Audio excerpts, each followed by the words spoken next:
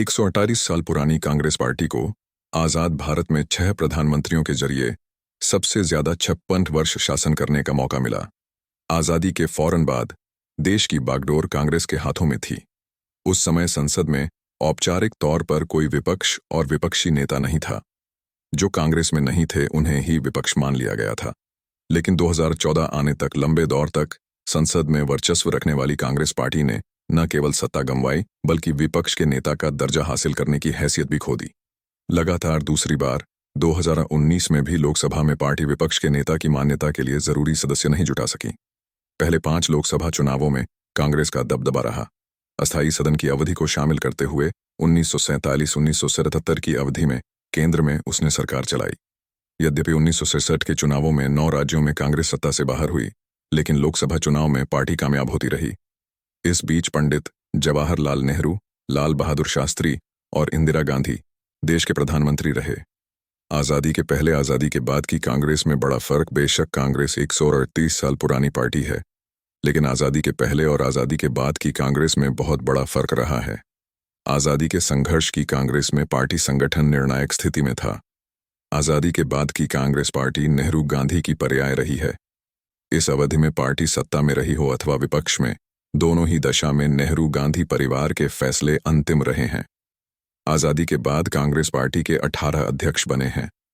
आज़ादी के बाद इन 76 सालों में से 38 साल नेहरू गांधी परिवार के सदस्य ही पार्टी के अध्यक्ष रहे हैं।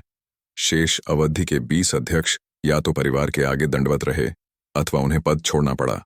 असलियत में परिवार के दबदबे की शुरुआत आज़ादी के ठीक पहले पार्टी अध्यक्ष के 1946 के चुनाव में पड़ गई, जब गांधी जी के दबाव में किसी भी राज्य की कमेटी से प्रस्ताव न होने के बाद भी पंडित जवाहरलाल नेहरू अध्यक्ष चुन लिए गए।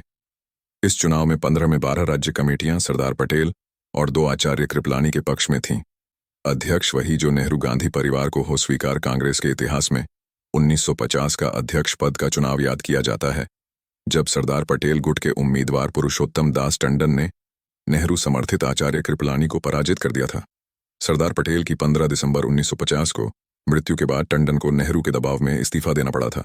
उसके बाद पार्टी अध्यक्ष पर या तो नेहरू गांधी परिवार अथवा उसके वफादार ही टिके रह सके। ईना में 69 में कांग्रेस के ऐतिहासिक विभाजन का कारण नेहरू गांधी परिवार को पार्टी के भीतर से मिल रही चुनौती थी। तत्कालीन कांग्रेस अध्यक्ष एस निंजलिगप्पा की अगुवाई में पार्टी द्वारा राष्ट्रपति पद के लिए चयनित उम्मीदवार नीलम संजीव रेड्डी को इंदिरा गांधी ने स्वीकार नहीं किया। निर्दलीय वीवी गिरी को उन्होंने समर्थन और जीत दिलाई।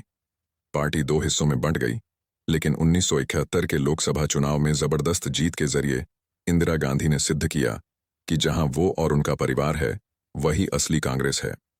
नेता विपक्ष की हैसियत भी न मिली। आज़ादी के बाद पहला लोकसभा चुनाव 1922 में हुआ।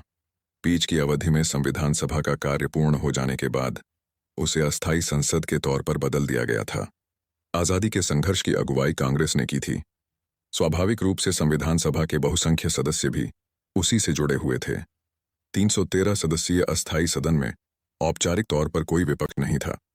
जो कांग्रेस में नहीं थे उन्हें असंबद्ध सदस्य माना जाता था। शुरुआत में उनकी संख्या 22 थी। 1951 में यह संख्या 28 हो गई।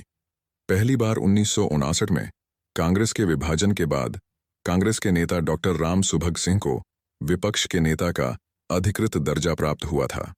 लेकिन आज़ाद भारत में सबसे लंबे समय तक शासन करने वाली पार्टी पिछले 2 लोकसभा चुनावों में नेता विपक्ष के लिए जरूरी लोकसभा की कुल सदस्य संख्या की 10% सीटें हासिल नहीं कर सकी हैं। 2014 में उसे 44 और 2019 में 52 सीटें हासिल हुई थीं।